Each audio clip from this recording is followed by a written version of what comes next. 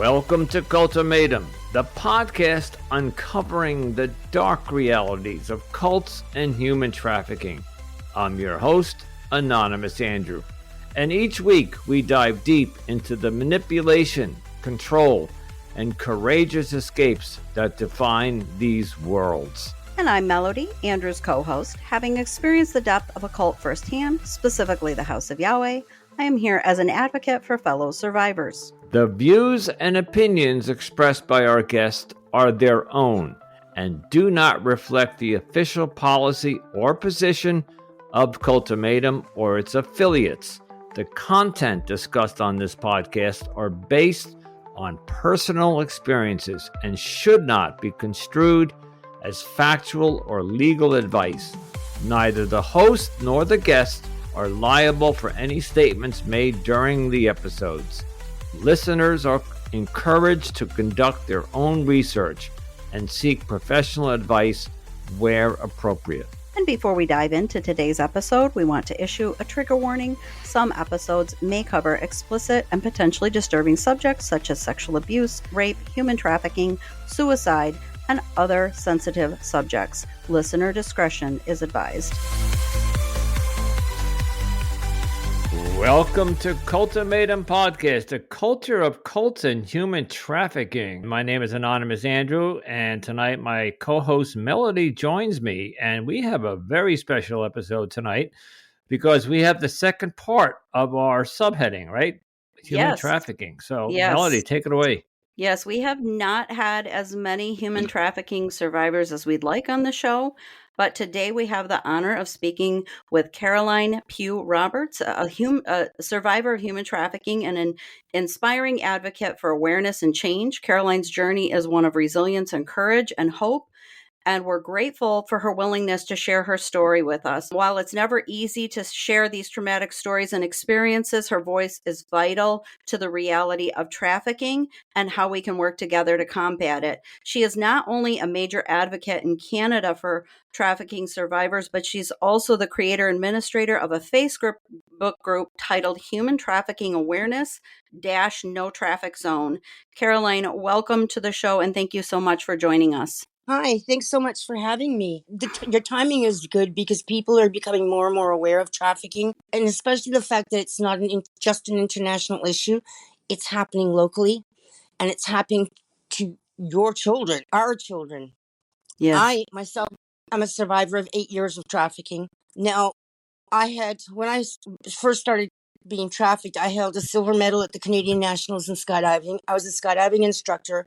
I had traveled the world extensively. I spoke the better part of 5 languages. And so you have to know, if that could happen to me, imagine how easily it can happen to a 12-year-old who has no life experience. Now, I was married to a South African man, and he went over to Thailand. He was a registered Thai massage therapist to get more education, and the tsunami hit. He disappeared. I was dealing with the Thai authorities, and they were sending me photos of bodies that had been in the water for days, trying to identify them, and I couldn't. Within the next 6 months, I lost my mom and my 2 best friends. So I was struggling with undiagnosed clinical depression and something called complicated grief. My friend's husband introduced me to her husband. her husband's best friend. It was winter when I met this guy. I never got into a cold car. The snow was always cleared off. And he did something that we see, which is very common, called love bombarding. He showered me with gifts. He told me everything was going to be okay, and it was what I needed to hear at the time. There's actually a term for it. It's called the lover boy / Romeo pimp scenario. And that is what we primarily see in domestic sex trafficking in North America and Europe also, but Europe has gangs, whereas we're not quite there yet. So he said he offered for me to move in with him, and I did. Now, shortly after moving in, his ex-wife arrived with her son at our door at about 3 a.m, roughly. She couldn't handle him. He didn't really want this child, and I couldn't look at him. He was 7. And say, I didn't want him either. So I said, come. Now, this is where my invisible chains really started, because I wasn't going to leave this child behind, and I didn't have the legal authority to remove him. I allowed this guy, I don't name him because he is associated with organized crime, and it's not safe for me to do that. But I don't know how it works there. I'm in Canada, but if the rent isn't being paid and it goes through the courts, the sheriff arrives at your door. And once the sheriff arrives, it's done. You're out. And unbeknownst to me, this was going on because I let him handle the finances. I was such an emotional mess. And it was at this point he said to me, now it was my turn to take care of the family. And this is a word we hear all the time because family is synonymous with love and unity and belonging. And this is what so many kids want. They want a family. They want to be loved. So it's smart. These traffickers play on Maslow's hierarchy. I don't know if you know Maslow's hierarchy, you know, the safety, stability, and then you go up to eventually to self-actualization, but you never get there with these traffickers. And I was going to be stripping in the bars. Now, you don't get paid to work in a strip bar. You walk in and pay them for the privilege of working. You have to spend a minimum of 4 hours on the floor and do a minimum of 3 stage shows. Now, the first song, when you're up on stage, you're fully clothed.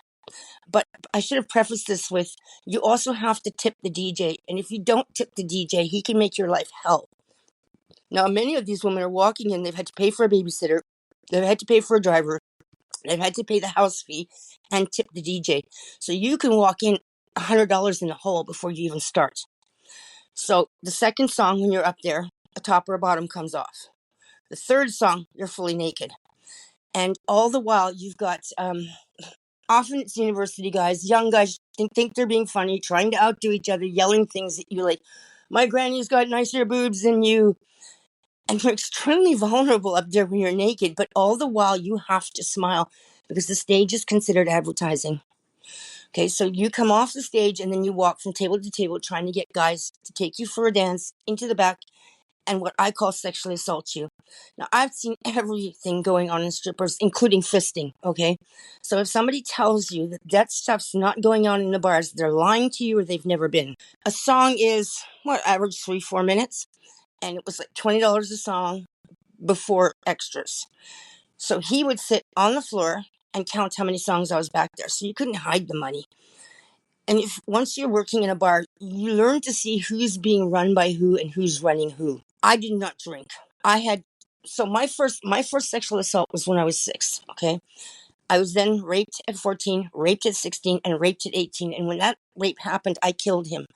I had to. It was him or me. I pushed him out a window. We were 8 floors up. So subconsciously, I had already been taught and learnt that my body was for the taking. So it wasn't such of a leap for me to go to that place. But I started drinking because it was the only way I could handle the guys in the back. Because, they would come with dildos. They would come. I used to try and joke about it and say the least you could have done was brought something in a package, something new. That's the least you could have done, but they didn't. So you're making your money. And if you don't make it, well, you have to make it. My quota back then, I'm going back 10 years now, it was like $500 a day. Okay, which is a fair amount of money. And you stay until you make it. Or you go and you make it somewhere else if you don't make the quota. And I'm not the only one that was there like that. Now, strip bars, when you walk in, ostensibly everyone's having a great time. Everybody loves everybody, but it's not like that. We, the women, are in competition with each other. We all have quotas. We are going to get hurt if we don't make that quota. So we are not friends. Okay, we're not friends at all. I've seen urine and feces poured on the girl's stuff at the back. I've seen a broken beer bottle taken to a woman's face because she was with another girl's regular. I've seen, these deep heat creams put on G-strings. So when you put them on, it hurts you. It's not what you think and what you see. Although when the guys come in, I'll tell them that they're the greatest customer I've ever had. And I will laugh and I'll joke and I'll tell them they're so handsome and they smell so good. Meanwhile, it's exactly the opposite. But the thing is, I need that money. So we will tell him whatever he needs to hear to make that money. I know now with hindsight, because I've had education and I've had time out, that these places are where a lot of the men go and get their self-esteem. It's a fix. Okay. And they'll go out and they'll be good for a day or two and they have to come back in and get their self-esteem again because we give it to them. We had found another place. I was helping this child, teaching how to read and write. And ironically enough, I had a tad more freedom in that he would start to disappear for longer periods of time because he knew I wouldn't leave that kid. Now, what happens with traffickers is they have what's called a stable. And there's however many women they have in it, girls, women, sometimes 3, sometimes 4, sometimes more. But they are making on average $350,000 a year off of each one of us. So you do the math. So I tell people, if you think you're coming across a human trafficking scenario, be very careful getting between him and $350,000 because it can get dangerous really, really quickly. So I had eventually, we got evicted again. Now, I had been clean 20 years. I was an addict due to my trauma earlier. I had been clean 20 years when I met this guy. And one night, I was lying on the floor because I always had to be within eyesight of him. He woke me up and put a crack pipe in my face and said, if you don't take a hit of this, I will never let you sleep again. I'm an addict. One hit and I'm right back where I started. Okay. For an addict, one hit is too much and one is never enough. Okay. So now I'm an addict. I'm smoking crack. I'm drinking. I'm stripping. And I have very little of my possessions left. I have been totally isolated from all my friends and my brother, who's all I had. In fact, I couldn't even garden in the daytime. I had to garden at night by flashlight because that's how controlled I was. I would sometimes be allowed to walk to the corner store. Although, like I said, when he started disappearing, I had a tad more freedom, but I had no money. So I would get on my bicycle and ride around town, climbing into open dumpsters, looking for unopened sanitary products and unopened food to feed myself and this child. Meanwhile, I worked it out the other day, because I was trafficked for 8 years. He made over $1 million off of me. And here I am climbing into dumpsters. I wasn't raised like this. I said to him, I can't do this. I can't do this. It's when my toes got broken. All of them. Because you know what? You don't talk back and you do what you're told. I eventually managed to get his son back to his mother, who was able to take care of him again. But we had been evicted again. And now we're living in motels. Now, where I live, the area I live in, there's this strip of really filthy, seedy motels. The one room I was in, the room next to me, there was an eviction after a week. They found 200 used syringes in that room within a week, okay? I would be walking through the parking lot to my room from the bar at night, and other traffickers / pimps would try and take me. And they would try and kick the door in to get to me. And I would be so frightened that when this man, my trafficker, walked in, I'd be like, oh, thank God you're here. Because he now was my savior. I would wake up in the morning and there'd be footprints on the outside of my door of people trying to get to me. This is 8 years, okay? So I am abbreviating a lot of it. By now I have an addiction. I'm drinking. I have almost no possessions. I have none of my identification left. But I have my mother's ashes, okay? And then they disappeared. So it was at this point I lost it. And I phoned the domestic violence shelter, and they could hear him screaming at me in the background. And they said to me, get in a cab and get here. They'd pay for it, which I did. But when I got there, they told me they had no room for me. I had to go back. He is pissed. He is really pissed. And he decides now that I don't have the right to have a roof over my head. So now I'm living and working out of a car. Some nights were good nights where he would park the car in a park that had a porta-poo. That was a good night. I remember once, I always tell this story, I was under a tree that had a huge caterpillar's nest. And a caterpillar dropped out of the tree down at the crack of my ass. And I saw this thing, I didn't know what it was, and I squished it. I had nothing to clean it with. I had nothing to even clean that with. So, that was months. But you know what?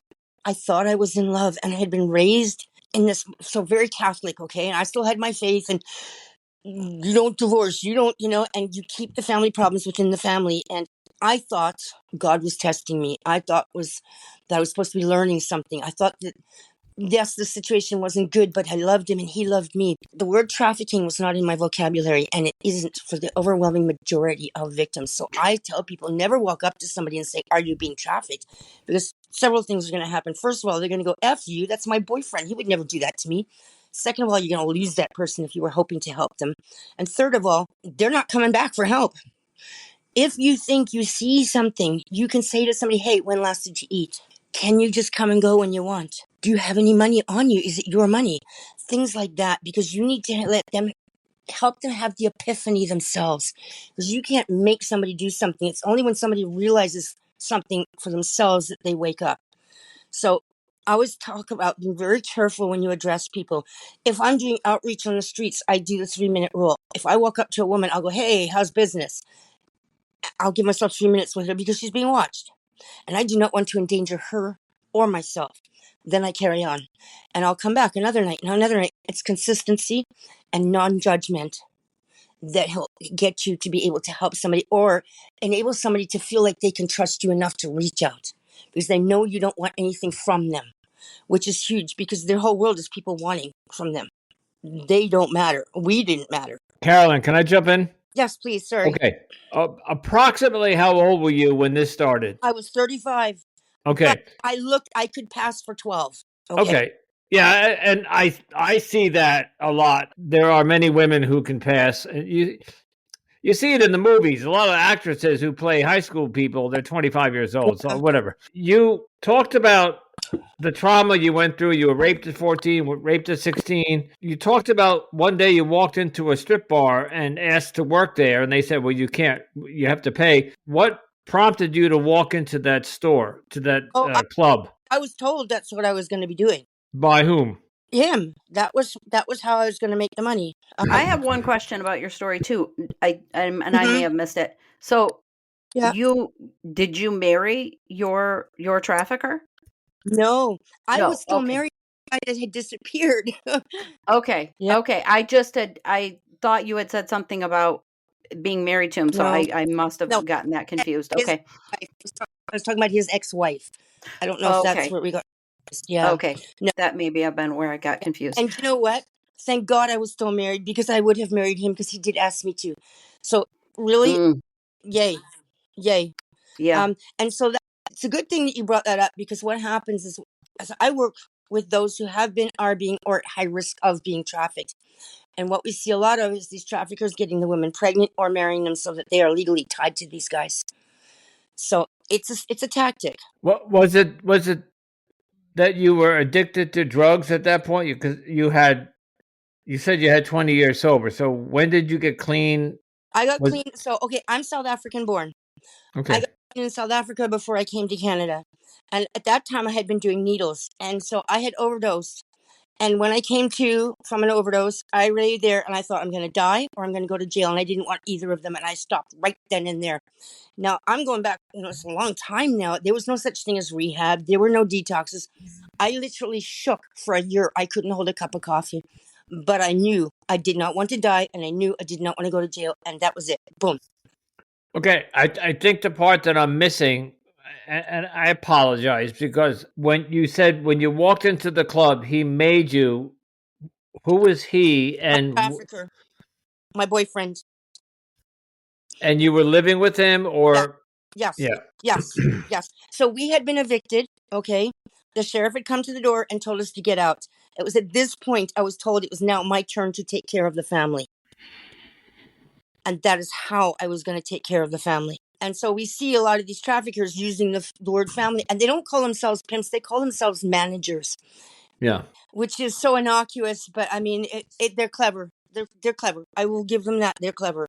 So it's fair to say that when you walked into this club, I'm 64 years old, so I've been around the block, and I'm also in recovery. I'm an alcoholic in recovery, so I've been to these clubs, and I've seen the underbelly of life, and yada yada yada.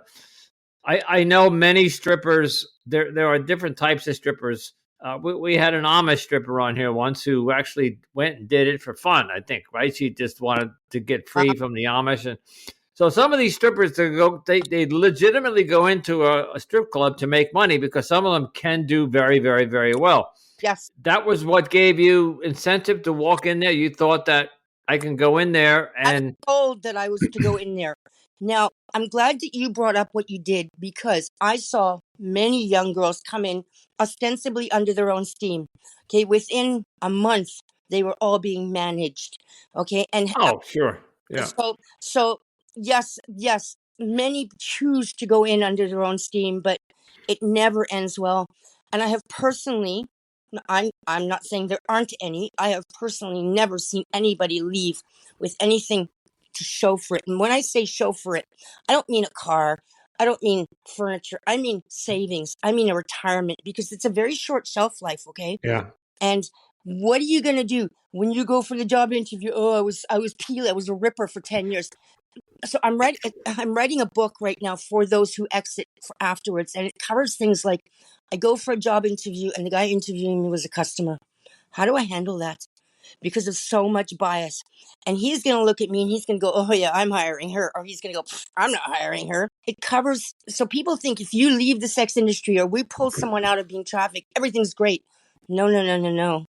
No, that's when the So, really hard work starts. so I have a difficult question to ask. Yep. So you were dancing and you went into the private rooms. Yep. I haven't heard, and maybe you just didn't get to it, or maybe it didn't happen. I don't know. Yep. Were you escorting as well, Oh, or absolutely. prostituting? Yes. Okay, Absolutely. Oh, yeah. Of course. And the rub and tugs, the parlors. right. Excuse me. I don't like to call them parlors because that's not what they are. They're rub and tugs. I like to call it like it is. Okay. Yeah. Call it like it is. And the parlors here, I don't know about where you guys are. The girls, the women, they walk in and they're 5 minutes late. It's $100 fine. Their room isn't 100% tidy. It's another $100 fine. So they walk in ostensibly under their own steam. By the end of the month, they owe so much money that they're now being trafficked. And all of the parlors here are run by organized crime. All of them. And these are people you don't want to mess with. You really don't.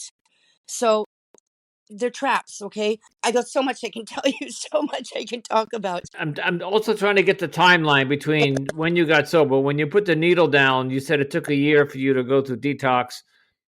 Were you at the club at that point, or No, this was that before? was South Africa. That was 20 years before I even came to Canada. Okay. Yeah, yeah. So by the time I arrived in Canada, I had been clean for 20 years. Well, no, probably 10 years. I beg your pardon. Okay. And I met him probably 10 years after arriving in Canada. Yeah. So, and you were working at all these establishments from 30 to what, 40 ish? Till I was 8 years, so 35 plus 8. 43. Okay. Yeah, yeah. And yeah, yeah. Well, I'd like at some point. I mean, we still got plenty of time, Mhm. but I'm dying to hear how you got out. But continue. We Okay. have plenty of time. Well, I can tell you, it took me 2 years to get away. Now, I had gone to that first shelter. He then decided, oh, I've been a bad girl. I can't have a shelter. After several months of that, he said, okay, I can go back into the motels. I then called the shelter again and went there, and they had a room for me. They had a bed. But because I had been there earlier and he knew where I had been, because I had to tell him in order to be able to come back, he knew where the shelter was, because usually these places are very hush-hush, right? Within 2 hours of me arriving there, they called me into the security room, and it's banks of TVs and microphones, and he's outside throwing what's left of my possessions at the building, screaming. And they managed through microphones to tell him to leave the premises or they were going to call the police, which he did. They then turned to me and said, you can no longer stay here as your presence here endangers all the other women. They then moved me to another shelter. 2 nights into that shelter, into that stay, I was admitted to hospital with what I was about to be diagnosed with colitis. Now, if you're away from the shelter for more than 2 nights, you're evicted. So now I'm standing on the hospital steps with the clothes on my back, an addiction, I'm a drunk, and I have 1 quarter, and only one person in the world I know will come and get me. Boom, I'm back. But remember, I still thought he loved me, and I still thought I loved him. Okay, so now the whole cycle starts again. I always bring this up in almost every episode, although not so much more with the cults. Mm-hmm. What's the legal side of this? Because you had mentioned there was a row of CD hotels. Yeah. I can imagine there's a row of I live in New York, and these strip clubs are called gentlemen clubs. Yeah. Some of them are high class VIP. Some of them are gin mills and are disgusting. I used to have one down the block from where I lived that was so I wouldn't even use the bathroom when I went in there, which was, by the way, 25 years ago. Where were the police? The police did not know that this section of town. That's a very good question. Now, trafficking. So human trafficking laws only came into effect in 2005. This started for me before 2005. People didn't even know about trafficking.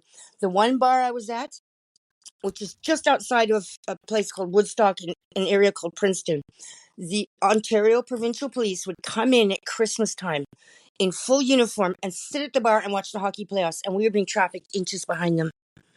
Okay, this bar, it was a brothel. Okay, but they didn't care because they wanted to watch the hockey. And now we're standing there watching this and thinking, well, because half of them were customers anyways, not in uniform, but when they were off duty, they were coming in, right? Yeah, I do know that a lot of law enforcement go, this is how they blow off the steam. Yeah. What law enforcement sees during the day is traumatic, and maybe I'm watching too much TV, but I know that this is how they escape. Do you think that there was, even before 2005 or after, whether you call it human trafficking or not, escorting and these kind of seedy Yep. places? I'm gonna answer your question. I think I know exactly what you're saying. It does not suit those with the authority and the position power to change these situations. It does not suit their agenda to change, upset the status quo, because it will then affect them in a negative manner because they cannot go and purchase. Boom. Okay, I'm heavy into the movement and fighting and creating policy, and it's an uphill battle because so many of these politicians and law enforcement people are purchasers. And not only purchasers, I was part of my other question was going to be: are they corrupt? Are they being paid off? Yeah, Well, that's what I thought. I personally never saw it, but I can't. Of course, it has to be at some point. I never saw it. Okay, I cannot say I saw it, but please, yeah. No, if I'm a law enforcement and I live in America, so I'm not familiar with Canadian law, Canadian culture, or law enforcement. But if I was an upstanding law enforcement officer and I walked into a legal gentleman's club, I think I would know the difference between a woman on the stage who's doing this because she's got 3 kids at home or she's got to make bills pay. And I'm sure there's human trafficking, a lot of it going on in New York. yeah. But if I walked in and I sat down as a customer and they know, I think they know what's going on there. They're not blind. They're educated law enforcement officers. So of course they do, but I gotta say, just by virtue of being a customer in that establishment, you are creating a demand. If you create a demand, then there's a need for supply. Boom. yeah. Oh yeah. So supply and demand. Sure. Okay. And I would like to just backtrack a little when you said that these are the places where the law enforcement who have heavy jobs, and I know that, go to blow off steam, but you don't go and blow off steam by perpetrating trauma on other people. Oh no. I know. But I say that out loud. Sorry. That's why I distinguish between gentlemen clubs and I know I might be being naive here, but right in New York City has 5 boroughs, and I know not now because I'm sober and older and mature, and I don't go to these places. But back in the day, there were some high-end gentlemen clubs that when you walked in, they were clean, they were pristine. Even the VIP rooms were lavish. I remember when I turned 30, I was working out of state at a company that I was traveling for, and they all took me to a gentleman's club. And I was drunk and probably high at the time. No, I think I was sober then. I got sober twice in my life. And they put me up on stage, and I had a private dance and whatever, yada yada yada. And I'm not trained. I would not have known that any of the women that were entertaining me were there under, what's the word? Duress. Under duress. Yeah. So I'm glad you brought that up, because we will never let you know, because if we do, we're not going to make the money. And how do I not know that you were sent by my trafficker to check and make sure that I'm actually behaving? So, very good point. Yeah, very good point. You anything I think you need to, I was dancing for a guy one night. He was about 30 and he started to cry, and I went, oh, okay, I'll bite, in my mind. He goes, I'm 30 and my life just didn't turn out the way I wanted it. At which point I actually got angry and I smacked him on the shoulder and I said, hey, do you think that when I was 6, I thought I'm going to grow up and be a stripper? And he turned to me and he said, you knew about stripping when you were 6? At which point I felt sorry for him, okay? But we can't let them know. We can't. It could get us killed. I also think there's a problem with the social services. Melody, correct me if I'm wrong. Did we not have a trafficking victim on a while back that at 16 she was trafficked, and she kept getting arrested. Well, Whatever, I don't know whether it was a brothel or a gentleman's club or strip bar that they raided. She got arrested, and when she was in jail, it was she said this: I'm 16 years old and I'm a minor and Yeah. I'm being trafficked, but Yep. nobody in the police Yep. station walked up to me and said, "Are you okay? Are you?" I don't Yeah. remember, Melody. Was it my other podcast or this podcast? But no, it was this it was, podcast. It was Elizabeth it was Quiros, and it was okay. episode number And 27. it just blew me away that a 16-year-old, they locked her up because she was part of the problem, when in fact she was being trafficked as a minor, and nobody, except Yeah. wasn't there one sheriff, I think, that helped her. Yeah, in the end, I think it was, Yeah, yes, it just as she went into jail, but she was being arrested at that time because she was also exactly. involved in the drug trade, So and there's yeah, corruption. There's not so much corruption, but the social services division, when they bring in criminals, the point is not every criminal that's brought in, especially if it's a minor, you Yes. pull that minor aside into a private room where they can't be found, Yeah. and you question them, and So I'm glad I love the things that you're saying. So I helped co-facilitate the Sex Buyers Accountability Program for over 15 years, which is a court mandated diversion program for people who are arrested communicating for the purpose first offense. It's a gift, okay? They come and they spend the day with us. Now what I do is I have to humanize us to them. I say, would you drop your mother, daughter, aunt, or niece off in a dark alley and drive away with nary another thought to her at 3 a.m? And to a man, they would all go, no. And I go, well, why'd you do it to her? And they go, well, I'm helping her put food on the table for her. I said, oh, so you care about her? Yeah. I said, well, why'd you make her suck your cock? Why didn't you just give her the diapers? They don't see us as human. If you right, call yeah, sex in any form or fashion, you are lower than low and you need to be spit on. right, I have to humanize the people. We are people with hopes, dreams, wishes. These guys will say, I'll hire a hooker because my wife's mouth kisses my children. Not caring that her mouth kisses her children. yeah, yeah. So, but we have been changing the culture and around this and the mindset, um and helping them recognize that these are actually victims, because a minor cannot consent. It's automatically human trafficking. Well, that was my point. Yeah. Yeah, she was 16, and I don't know why one cop, social worker, or somebody could looked at her and said, and she told her story. And Melody, we can look it up on, see what episode it was. She said that nobody would help her. It Yeah. was like 4, 5, 6 times that she was arrested, and then finally somebody approached her. Tell us today in Canada, Mm-hmm. what have you begun to change? What have Okay. you? Great question. We have something called the equality model, which is a version of the Nordic model from the Netherlands. It's Bill C-36, or PSEPA, Protected Exploited Persons Act.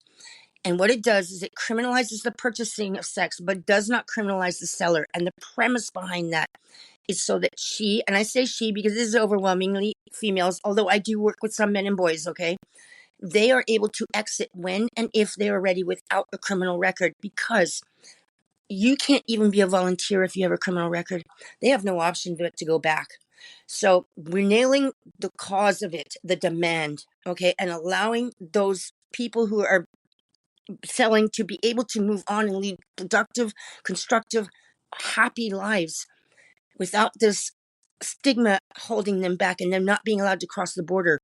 So this is huge. It's huge. And it also enables the government to allow money to go into programs for exit and aftercare. When it comes to trafficking, if you put a trafficked person into a domestic violence shelter, often the other women in there who are survivors of domestic abuse, their abusers had issues around pornography and prostitution. So they will then re-victimize that girl because she's seen as the enemy through lack of education, okay? Yeah, yeah. So what we've done is we've created safe houses, which are specific and unique and only for sex trafficking victims. But what's happened is the traffickers got wind of this and are sending in girls to pull them back out. So what we've had to do is for the first 30 days, A new person cannot interact with the other people there unless a staff member is there to prevent this. Often the cell phones and the internet is taken away from them, which is harsh because they're being like prison, okay? So it makes it hard for these women to stay because now they're being controlled again from that perspective, but it's a safety issue. Well, So I'm glad to hear that there is progressively either laws or safe, like you said, the safe houses now can only bring in the victims and not be taken mixed back. in with, yeah, Yeah. exactly. So I have a yes, statement and kind of a question because I don't know a whole lot about this world, but I'm going to make a statement that really it's kind of a blanket statement, but it sounds to me like what you're saying is that anybody that is in the business of purchasing sex of any form or any type is actually contributing to this problem, because I they are the don't think that anybody can walk into a bar and tell which women are being trafficked and which women aren't. I don't think you can tell that. Can you? no, you can't tell. But the thing is, it only happens because there are purchasers. And the thing is, sex is not a human right. Okay, food, water, air, safety, freedom, and education are human rights. I would go as far as to say sex is not even a need other than for procreation. It's a want. And this is another thing I say to the men. They say, well, I need variety. Well, then use the other hand, buddy. Okay, don't exploit another person. I talk straight to these guys. Yeah, and this is why I've never really opened up about this. Again, we've only had one or two traffickers on, but and the story that I just told you that I had been to many gentlemen's clubs. I have never ever, except one time, walked into a gentleman's club, and I keep using that term. It could be just a strip club on my own. My buddies would get together, my bachelor party, a bunch of people. Hey, we're going over to Jane's cabaret, whatever, and I would go, and I would literally be uncomfortable because, especially the first time I got sober, I know that many of the women that are up on that stage are doing it for their addiction. Yeah. They need the money to keep. So they're dancing. They're going in the bathroom to do crack or do heroin, and so the money that comes in goes right back out again. Yeah. And the dealer is probably the pimp or Yep. the manager. And so I slowly stopped going. And I can't tell you the last time I went to one, and I will never go to one again. It just made me uncomfortable knowing that the women up there, I don't know. And I had, believe it or not, on my other podcast, which is a modern dating podcast, and I had a stripper, a couple strippers come on, and one of them wrote a book about how it saved her life, how she made money, and how she's still doing it. And she's from Canada, but she had control of her own business. She runs a business. I'm not going to get into that, but it's a disgusting trade, I think. So it's interesting. I beg your pardon. People would say, well, she's choosing to do it. What I would say to the men is, the mortgage is due. The kids haven't eaten since yesterday. You look around, and in the parking lot, the driveway is your Porsche. Are you choosing to sell it, or you do have no other choice but to sell it? Okay. So this notion of choice, Dr. Melissa Farley has done the research. 95% of those in the sex trade went out. Who do we legislate for, the 95% or the 5%? Okay. The notion of choice is a privilege and a luxury that is afforded to very, very few people. Okay. You can go and beg on the streets or pan, and you make like $20, right? That's not enough to feed the kids and pay the rent. And any woman that is panning on the streets is going to have at least 4 guys say, hey, I'll give you $60 for a BJ. Eventually she's going to do it because she's got to feed her kids. She's not choosing to. She's got no other choice. So, yeah.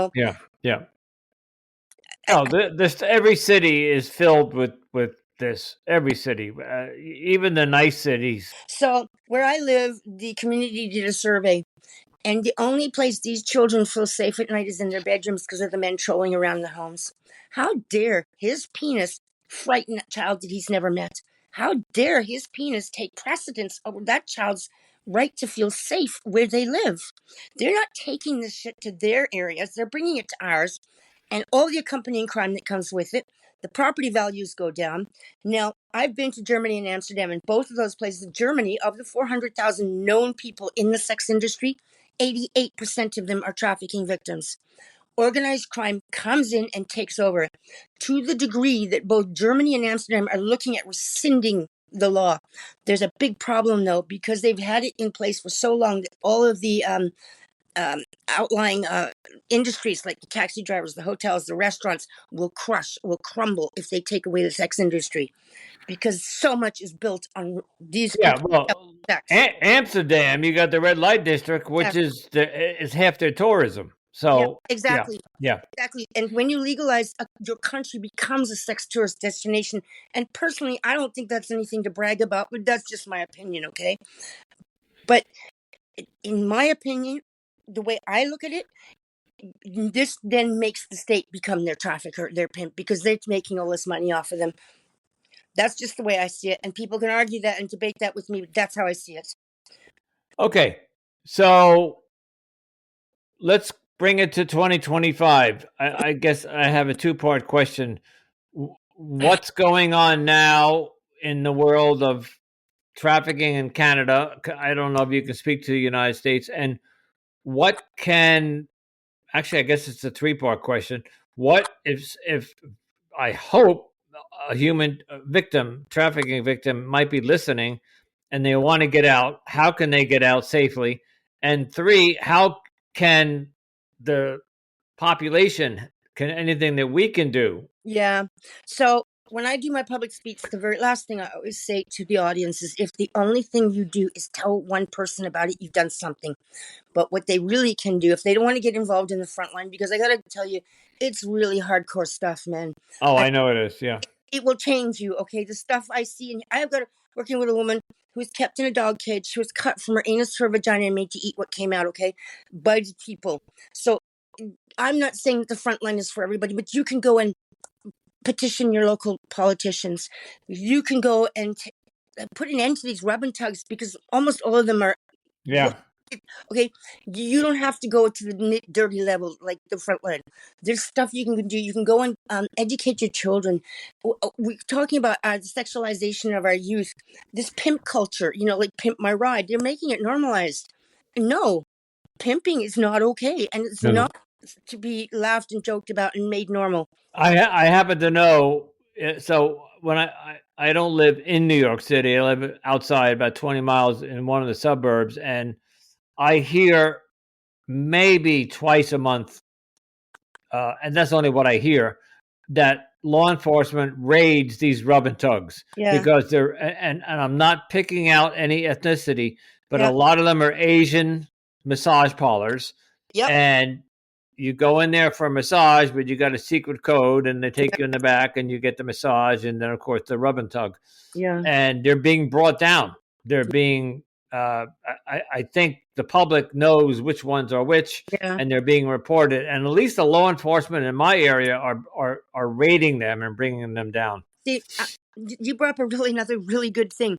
If you look at that and you see how many of them are Asian women, it's because the sex industry is racist. They see these Asian women as forbidden fruit or whatever. They want the Asian woman, so the Asian women are being trafficked into those areas. Well, it's also part of the culture. The geishas, they're called geishas, right? The Asian submissives. It's not part of their culture to be giving massages to fat white men. No, but the American male population has been taught that these geishas are there for their pleasure. Stereotype, okay? It's a racist stereotype. Yeah. Just women. These are women. That's all they are. And there's Latina ones, and there's American ones. They're all over. I mean, I just brought the Asian ones up because I know they're the dominant. Here, the rub and tugs, it's big on the Asians. Now, in Canada, the Indigenous population represents 4% of the total pop, but they represent over 50% of all human trafficking victims. So it is racist because they see them as dirty Indians or whatever, and blah, blah, blah, blah. So, and the colonization, I mean, there's history there, right? It's the same here in America. The Native Americans here are being trafficked. Yep. Yeah. Colonization, and it's That's a whole nother show, though. Okay, it's a whole nother Yeah, show. yeah, But absolutely disgusting and horrible. And I thank you for sharing your story. Any parting thoughts? yes, I'd like to say that there is hope at the end of the tunnel. I went to college. I got three. I did Human Services Foundation, social service worker, general arts and science. I received the Queen's Diamond Jubilee Medal, the Hope Oh, Award, good for you. and awards for my work in this area. And there is hope. Like I walked with some of these women for over a decade. Like the one woman, she used to walk into parks at 4 or 5 in the morning, hoping someone would murder her. I've walked this journey with her. She's graduated college. She has a child. She's self-sufficient. There is hope. And I also would like to point out that it's not just a child that gets trafficked. If they come from a loving family, the family's being trafficked too, because I'm dealing with parents that are sobbing. Help me, help me, help me. I need my child back. Help me. Tell us about you said you're writing a book? Yes, it's for survivors, those who have exited for afterwards. And it's covering things like, why do I still love my trafficker? Now, if he's the father of your children, that gets complicated, okay? Well, and it's also Munchausen syndrome. Yeah, Stockholm, yes. Absolutely. Stockholm. I'm sorry, Stockholm. Stockholm. Yeah. I always get those two Yeah, confused. and Yeah. bonding and all of that, but they don't know. So they're very isolated. They're sitting in an apartment all by themselves. They got no friends because they've taken out of that culture and put into a culture where they don't speak the language and having to try and fit in. And so it helps them ride it out, hopefully. That's why I take the calls at 3 and 4 in the morning, because I know what it's like to sit there. I'm jonesing for my drugs. I have no friends because this is a whole new world for me. I'm alone. I'm lonely, and I want my drugs. And I know if I pick up the phone, they'll come get me. No, pick up the phone and call me, and we'll ride it out. We'll ride it out. And so, where can people find you today online so they can help, donate, or get more information? Well, I can give you my email, but I have the human trafficking page, which The Facebook Melody page. spoke about earlier. And And we I will just put a like to link point to that in our show notes.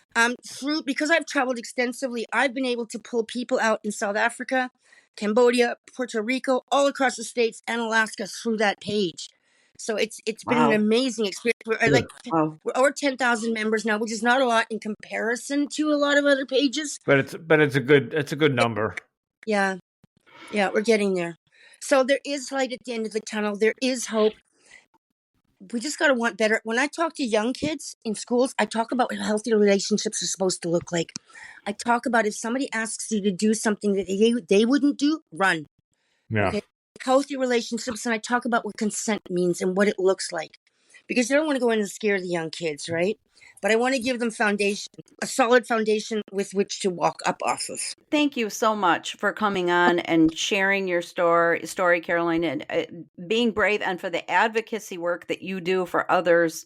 It's inspiring, and I'm just going to say that I myself am a cult survivor, but I can also add that, and I hadn't actually looked at it this way, but I do know that my cult actually is or was involved after I left in human trafficking in the form Oh, of of course. polygamy and Yeah, having young underage girls yeah, marrying the leaders and all of that. yeah. That is another form of human trafficking. Forced So it marriage. has other forms too. And it's kind of why we included human trafficking with cults, because there is a crossover and there is a similar Yes. Yeah, they concept to got both of them. So yes, you've got the coercive control, you've got Yeah. the brainwashing that's involved, and all of that stuff there's a lot of links, a lot of parallels. When I talk to parents, I tell them you're going to war, and I equate it with dealing with a cult mindset when you're trying to get somebody back out, because Yep. it is. It Yep. absolutely is. okay, Absolutely. Caroline, thank you again. When your You. book is out, let Melody or I know, Okay. and maybe we'll have you back on, or we'll Okay. promote the book in some way. And Thank you. thank you for the work you do. Okay. Yes, Thank you. Thank you so much. We want to once again thank Caroline so much for coming on the show and sharing her story with us and bringing awareness and being an advocate for fellow human trafficking survivors and doing all the work that she does. It's so impressive, so amazing. I can't say enough good things about her and what she's doing for that world and people in that world. Yeah, and I'm glad she stepped forward, because when we started the podcast, I knew about human trafficking, and I just wanted to include it with the cults, because, but as you know, what are we at? 45 episodes, 46. we only have a handful of, Yeah. if that much, of human trafficking. So I we think would. 3. I So think if this you is are our 3rd. listening, Yeah. okay. So if to the audience, if you are listening and you are able to come forward and talk about your story, we would absolutely love to hear your story and get it out there. As Caroline said, I think the general population just doesn't really know or care as much. No. And to me, it's a despicable business. Like I said in the interview, I don't go to those kind of clubs. And I watched a documentary not too long ago, actually several, of what goes on behind the porn industry. And I don't watch porn anymore. And I haven't in God, I can't remember how long. So all of that stuff, it's just off my radar today. But I do want to report on it, and because it is very much active and very much Yes. alive today, and people are suffering. And I will share a little personal story, the closest I ever came to getting involved in that industry, which I mean, I was actually working at a Goodwill as a cashier. I had just gotten out of the cult. I was a single mom at the time, but I was dating a guy who there was a business a guy who bought a house next to the Goodwill where I was working. And he was a really nice guy. He started bringing flowers to us girls who worked in the Goodwill. Like every Friday, he would show up and he'd bring us all flowers. And he kept saying, "I'm opening a hobby shop next door. And when I open up my hobby shop, I want you to come work for me." And I was really like thinking, I was kind of flattered. I was like, "Oh, what kind of hobby shop?" I'm thinking, toy trains, or I didn't know. I mean, I was pretty innocent and young at the time. I was maybe 20. And then my boyfriend happened to need a job at that time, and he was in the construction industry, and he started doing some construction at this house that he was working. And after he had been working there for a couple of weeks, he's like, "I don't think that's a hobby shop that they're doing there, Mel. I think it's something else." And I'm like, "Well, what is it? What do you mean?" And he's like, "Well, there's a big pole and a stage." I was still so naive. I was like, "I don't know what you're talking about." I was still like, kind of like, I don't know what I mean, what is that for? I'm thinking, is that for the trains? Are they going to set up like the trains on this stage? Because I was so naive. And he's like, "No, no, no, no." He's like, "It's like a stripper stage. That's what it looks like to me. There's poles in the stage." And I'm like, "Oh." And then it turned out that he wanted me to come. This is where he wanted me to start. I'm sure he probably eventually wanted me on the stage, but what he wanted me to do was literally the job he wanted me to come do, because he did come ask me to come work for him, was to essentially, I'm going to call it what they called it, come clean the cum closets, like the screens and stuff in these. I'm like, "Oh my God, no." So I think that was his way of trying to pull me into this industry where eventually I probably would have been on the stage, and who knows where that could have led. But it was crazy because the way he was bringing us flowers and stuff, he was kind of grooming us. Love bombing. Yeah. And at the time I was so naive. I had no clue. I just knew that I had no interest in going to work for him at that point. But that was as close as I ever came to getting involved in that industry. So, luckily, I did not. It's fair to say that if it wasn't for your boyfriend, you might have. I might have been naive enough and not known what I was getting involved in, but he figured out what was going on there and was telling me, "This is not an innocent little hobby shop like you're thinking." And actually the county where it was ended up closing it down anyway, because it was in a school zone and all this stuff. He wasn't zoned. He didn't do it legally. It got closed down pretty quickly. So, but once again, crazy story. Once again, we want to thank Caroline for coming on the show and sharing her story with all of us. And we want to thank all of you as well for tuning into Cultimatum. As always, your support is appreciated. And if you enjoyed today's episode, please take a moment to rate and review us on platforms such as Apple and Spotify. And don't forget to follow, share, and keep listening to all of our latest episodes. You can also connect with us by joining our Facebook group, Cultimatum Podcast, where we dive deeper into these important topics.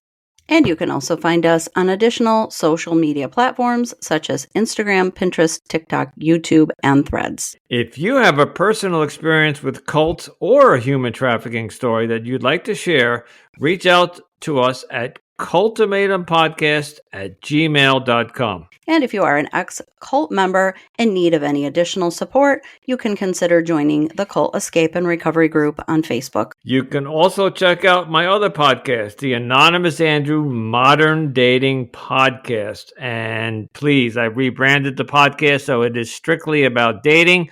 So if you're single or just looking for a fresh perspective on the dating scene, come check me out. If you'd like to help us with the cost of maintaining the podcast, this one and mine, or both, or either, you can show your support through, in the show notes, there is a link called Buy Us a Cup of Coffee. And that will take you to a page where you can donate $5 or $10 to the show. There is no subscription. You're not signing up. We don't take your email. It's simply a donation to the show. And every little bit helps in our mission to spread awareness about cults and human trafficking. And as always, stay safe, stay informed, and remember, you are not alone.